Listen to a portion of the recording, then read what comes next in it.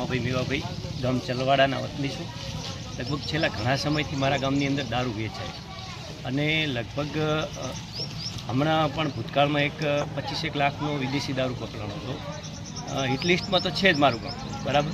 ઘણા સમયથી ગામ લોકોની રજૂઆત છે કે દારૂ બંધ કરવામાં આવે, પણ દારૂ બંધ થતો નથી.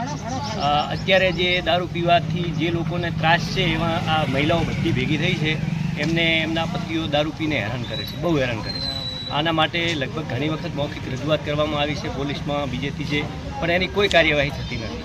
એટલે અમારી ગામ લોકોની તેમજ આ બધા અમારા જે આ પીડિત મહિલાઓની બધાની એક જ રજૂઆત છે કે જો દારૂ બંધ કરવામાં નહીં આવે તો અમે બધા ગાંધી ચિંધ્યા રાહના માર્ગે નીકળી અને માન્ય શ્રી કલેક્ટરશ્રીના કચેરીએ આવી અને ત્યાં આગળ અમારા ધામા નાખશું બધા બાળ બચ્ચો સાથે, અને ત્યાં આગળ અમને કોઈ પણ પ્રકારની જે અમારી જરૂરિયાત છે એ પ્રમાણે અમને વ્યવસ્થા કરી આપે કલેક્ટર સાહેબ શ્રી, ત્યાં આગળ અમે રહીશું. કારણ કે અહીંયા દારૂ બંધ નહીં થાય તો અમારું રહેવું મુશ્કેલ છે.